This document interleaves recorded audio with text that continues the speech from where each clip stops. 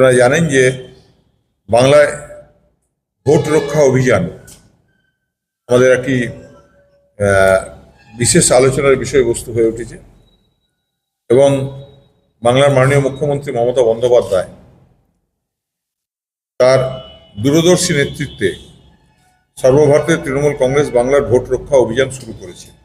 রাজ্য জুড়ে বুথ ভিত্তিক একটি বিস্তারিত যাচাই প্রক্রিয়া, যা হলো বাংলার ভোটার তালিকা স্বচ্ছতা এবং সুরক্ষা নিশ্চিত করা। এই অভিযানটি বাংলার ভোটারের তালিকায় যে ভুয়া বহিরাগত ভোটারদের অনুপ্রবেশ ঠেকানোর উদ্দেশ্যেই শুরু হয়েছে, যা নিয়ে গত 27শে ফেব্রুয়ারি কলকাতার নেতাজি ইন্ডোর স্টেডিয়ামে মাননীয় মুখ্যমন্ত্রী মমতা বন্দ্যোপাধ্যায় উদ্যোগ প্রকাশ করে বলেছিলেন যে গুজরাট এবং হরিয়ানাতে দেখা গেছে যে ভুয়া ভোটার তালিকা বাইরের ভোটারকে ভোটার তালিকার মধ্যে ঢুকিয়ে দিয়ে, এবং আমরা দেখেছি দিল্লির ভোটেও কেজরিওয়ালজিকেও তার বুথে তার নিজের বিধায়ক এলাকায় অস্বাভাবিক হারে বাইরের ভোটার ঢুকে গেছিল। পশ্চিম বাংলাতেও এরকম একটা সম্ভাবনা আছে এবং এরা চেষ্টা চালাচ্ছে, এবং ইতিমধ্যেই আমাদের কর্মীরা বিভিন্ন জায়গায় ভোটার তালিকা দেখতে গিয়ে লক্ষ্য করেছেন যে বিভিন্ন জায়গার ভোটার দিকে এখানে ঢুকিয়ে দেওয়ার একটা চেষ্টা চলছে। অনলাইন ভোটার তালিকার মাধ্যমে তারা এখানে বিভিন্ন ঝাড়খণ্ড, বিহার, ইউপি থেকে বিভিন্ন ভোটারদের যাদের ওখানে নাম আছে তাদের নামকে এখানে সংযোজন করার চেষ্টা চালাচ্ছে। মূলত এটা একটা প্রক্রিয়া। এই প্রথম পশ্চিমবঙ্গে রাজ্য স্তরের নেতা থেকে শুরু করে বুথ স্তরের নেতৃত্ব পর্যন্ত সবাই একযোগে এই বাংলার ভোট রক্ষা অভিযানে অংশগ্রহণ করেছেন। প্রশিক্ষিত কর্মী দল সারা বাংলায় এই কাজে বুথে বুথে নেমে পড়েছেন। গতকাল বাংলার মাননীয় মুখ্যমন্ত্রী মমতা বন্দ্যোপাধ্যায় এই বাংলা ভোট রক্ষা অভিযানের সূচনা করেছেন। আজ আমরা জেলায় জেলায় যারা জেলা নেতৃত্ব তারা সবাই একসাথে বসে আমরা এই ব্যাপারটাকে প্রেসকে অবহিত করছি। নির্বাচন কমিশন জেলা ও বিধানসভা স্তরে BLA 1 এবং বুথ স্তরে BLA 2 অনুমোদন করেছে, যাতে ভোটার তালিকা যাচাই করা যায় এবং দাবি বা অভিযোগ উত্থাপন করা যায়।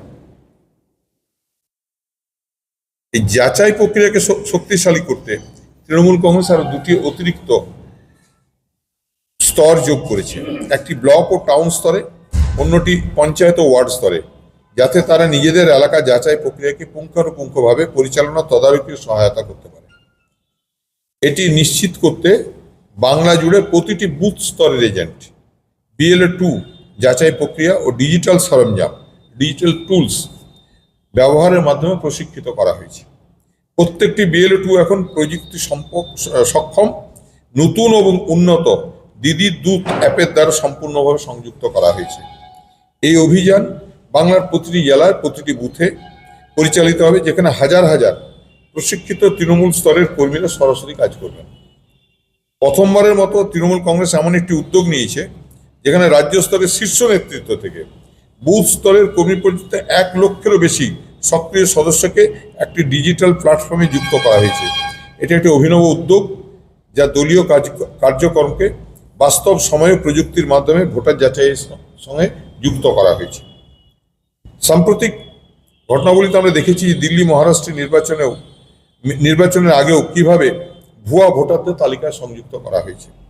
প্রতিটি ভুয়া সংযোজন, ভুলভাবে নাম বাদ দেওয়া আমাদের গণতন্ত্রের ভিতকে দুর্বল করে, আর বাংলায় আমরা তা রুখতে বদ্ধপরিকর। এই কারণে এই অভিযান সারা বছর ধরে চলবে।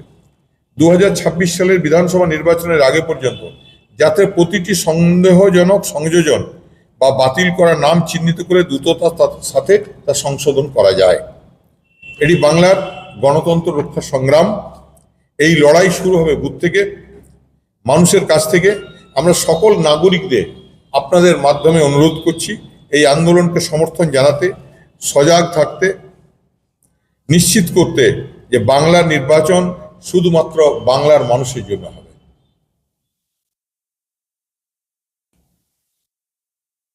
পলিটিক্যাল ইম্প্যাক্টস আছে। আপনারা দেখেছেন যে প্রথম দিন থেকে আমাদের চেয়ারপারসন মাননীয় মুখ্যমন্ত্রী মমতা বন্দ্যোপাধ্যায় বারবার বলেছেন যে বাংলা হলো শান্তির ভূমি, যেখানে সকল জাতি ধর্ম বর্ণ নির্বিশেষে সকল সম্প্রদায়ের মানুষ একযোগে শান্তিপূর্ণভাবে বাস করে। আমরা বিশ্বাস করি যে ধর্ম যার যার, উৎসব সবাকার, অর্থাৎ বিশ্বাস ব্যক্তিগত কিন্তু উৎসব সবার জন্য। এই ভাবনাটাকে বিজেপি ধ্বংস করতে চাইছে। আপনারা দেখেছেন বিভিন্ন বিজেপির নেতা নেত্রী যেভাবে উস্কানিমূলক বক্তব্য রেখে বাংলার শান্তি বিঘ্নিত করার চেষ্টা করছে।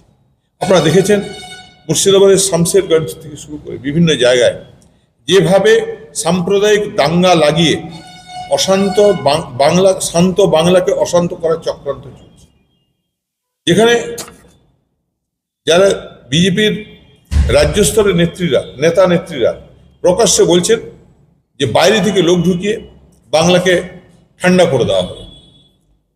আমরা বাংলার মানুষ, আমরা বাংলার হিন্দু মুসলমান শিখ ইসাই সবাই একসঙ্গে এই যে বিজেপি অভিসন্ধিমূলক যে প্রক্রিয়া, নির্বাচনের আগে বাংলাকে অশান্ত করার যে চক্রান্ত, বিজেপির এই ষড়যন্ত্রকে আমরা রুখতে বদ্ধপরিকর। আমাদের নেত্রী মাননীয় মুখ্যমন্ত্রী মমতা বন্দ্যোপাধ্যায় যেখানে যেখানে দাঙ্গা বিধ্বস্ত মানুষদের পাশে দাঁড়িয়েছে 10 লক্ষ টাকা পর্যন্ত অনুদান দেওয়ার কথা ঘোষণা করেছে। এছাড়াও যাদের বাড়ি ভেঙে দেওয়া হয়েছে তাদের বাংলার আবাস যোজনার মাধ্যমে তাদের বাড়ি তৈরি করে দেওয়া হবে। যাদের দোকান ঘর ভেঙে দেওয়া হয়েছে তাদেরকে উপযুক্ত ক্ষতিপূরণ দেওয়া হবে, তাদের চিকিৎসার ব্যবস্থা করা হবে।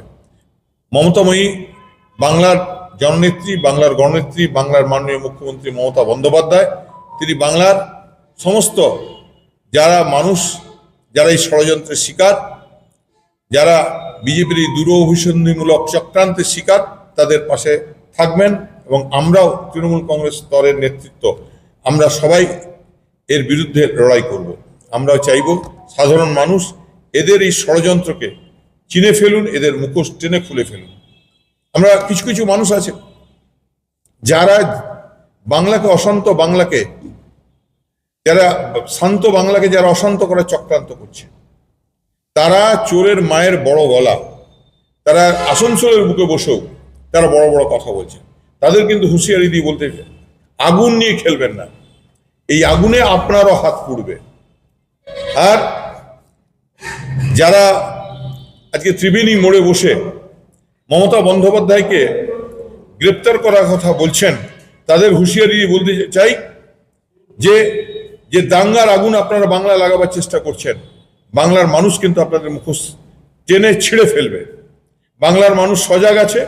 বাংলার হিন্দু মুসলমান শিখ ইসাই একসঙ্গে কাঁধে কাঁধ মিলিয়ে রবীন্দ্রনাথ নজরুলের বাংলাকে, তার যে সৌহার্দ্য, তার যে সৌভ্রাতৃত্ব, বাংলার শান্তি, বাংলার উন্নয়ন, তাকে রক্ষা করতে বদ্ধপরিকর।